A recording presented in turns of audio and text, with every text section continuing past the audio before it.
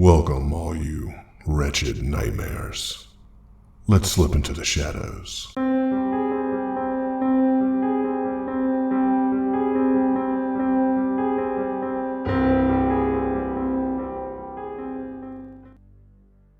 I found a diary while I was out hiking in New Hampshire. The diary was from a while ago, 21 years according to the dates.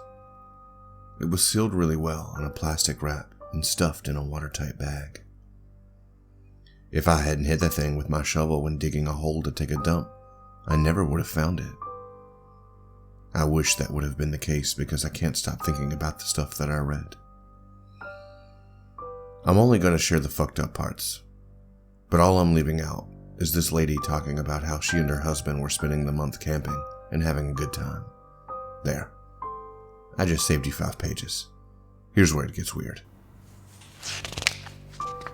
July 2nd, 1994, 7 a.m. Last night, James and I got woken up by a ridiculously bright flash of lightning. There was no thunder either.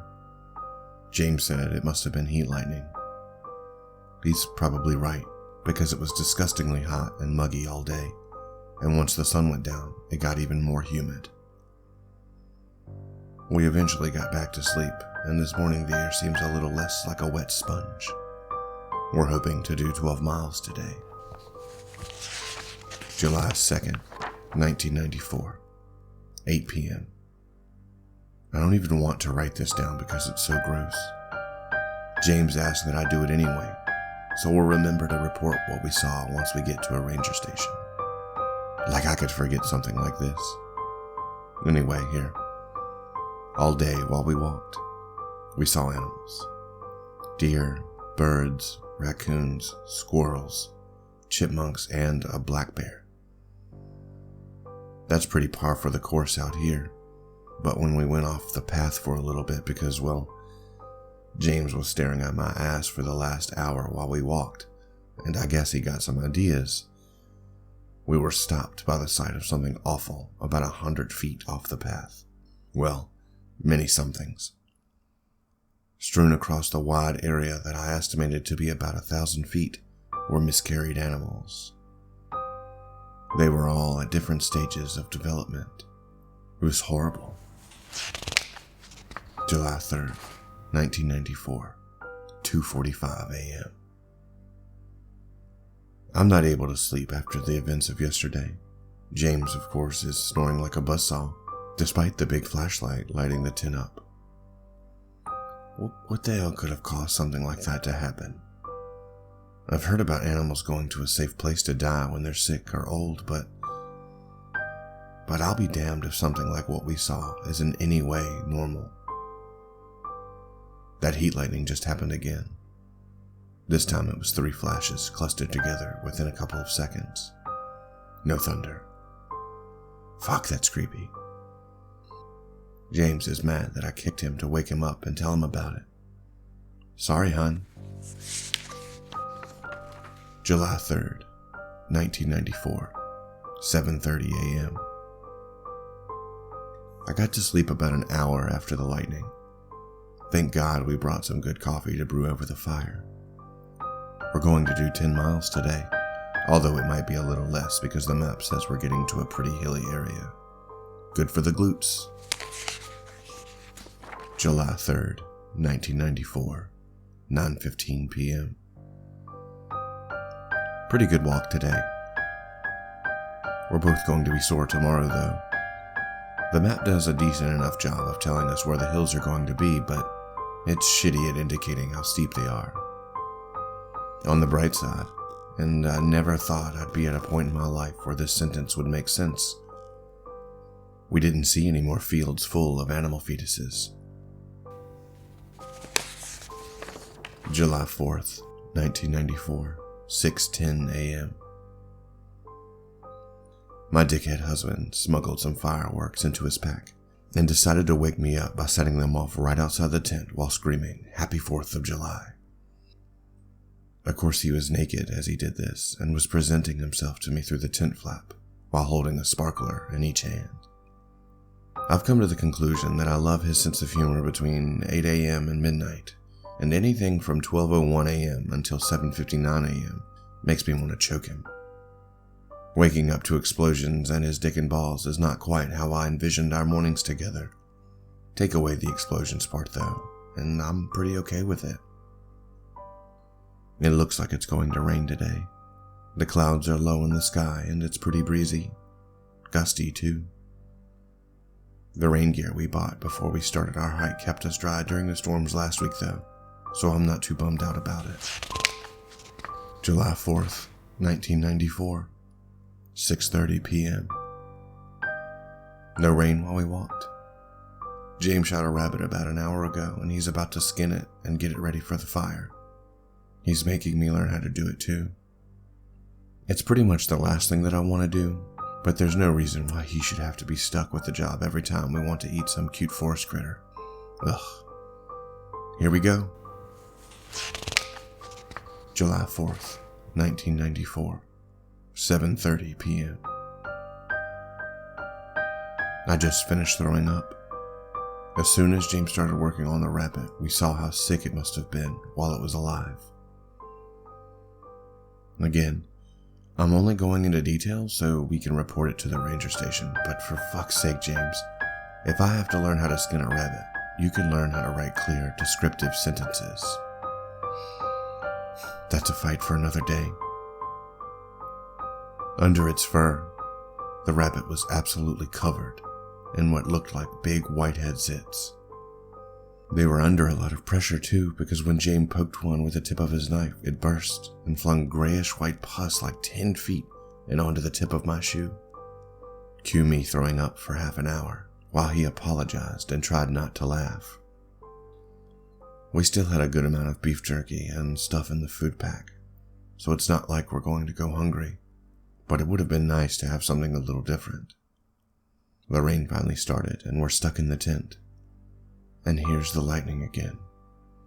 It's flashing over and over and over. Sometimes it's a few quick bursts. Others it's just single ones that last upwards to 4 or 5 seconds. It's those long ones that really scare the shit out of me. I've never seen lightning like that before. James keeps telling me it's unusual but not unheard of. Especially at this time of year. It appears to be tapering off a little now. And I'm pretty glad it coincided with the rain this time. I guess it really is just plain lightning. James is a pretty reassuring guy. Early bedtime. July 5th, 1994, 10:10 a.m. I'm freaking out because James is trying hard not to freak out. We've been up since 6, and when we opened the tent, the ground outside was covered in dead birds, dead bats, and dead bugs. And I mean covered. I guess we didn't hear them hitting the ground because of the rain that started up again while we slept. But we still have no explanation as to why they're all fucking dead. That's not the worst part though. They're all covered with those zit things, like the rabbit. We're deciding to cut the trip short and get the fuck out of here. The map says there's a ranger station about 40 miles west, and James said we can get there by tomorrow afternoon if we really move. Both of us are at a point where really moving sounds like a great plan. July 6th, 1994, 12:30 a.m.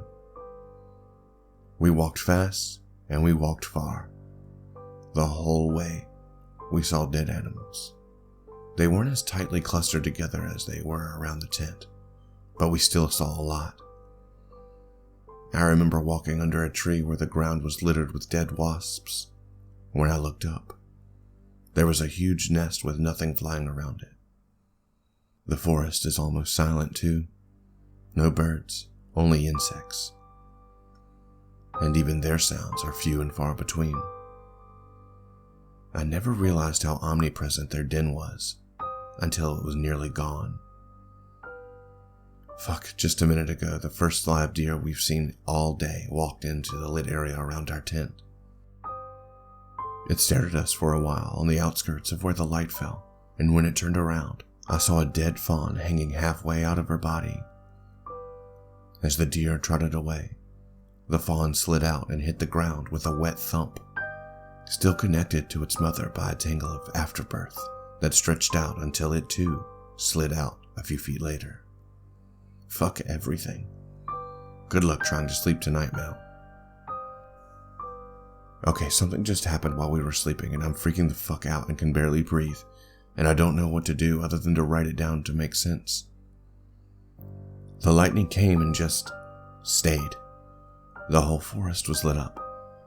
James and I tried to convince each other that it was just the weather, but it stayed lit for like a minute, then 2. I begged James not to go outside, but he unzipped the tent and went out. I panicked and didn't want to be alone, so I followed him, and the entire sky, not just one area where the lightning might be, was white.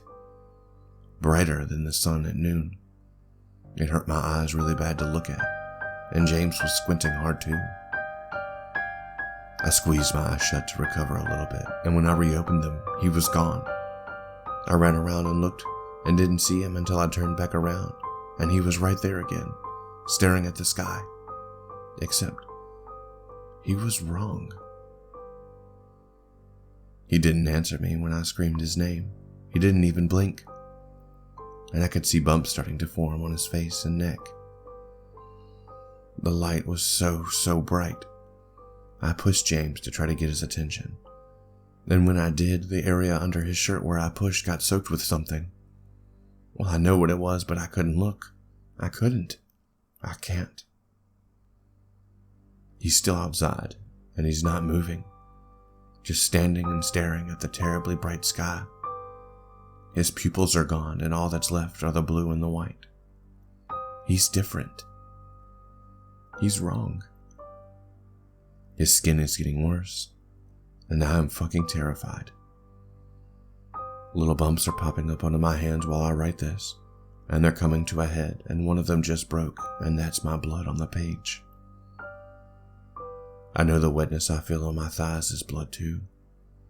Blood signifying the end of what I was waiting to tell James on our anniversary next week. I keep thinking about that dead fawn sliding out of its mother. I'm going to wrap up this journal in a bag and run in the direction of the ranger station. I don't know what else to do. I'll leave it under a tree or in some safe spot off the trail so someone can find it if something happens to me on the way. This page is soaked through now. I have to go before I get worse, before James gets worse. The light is just so bright.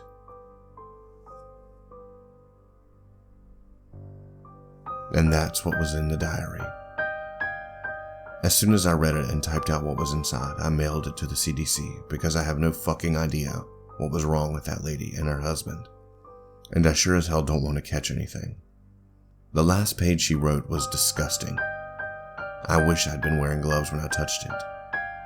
It was encrusted with dried stuff, probably that pus she wrote about, and it smelled awful. I washed up really good and left a note for the CDC guys to be careful with it. I'm pretty reluctant to go back into those woods again, but I'm just being stupid.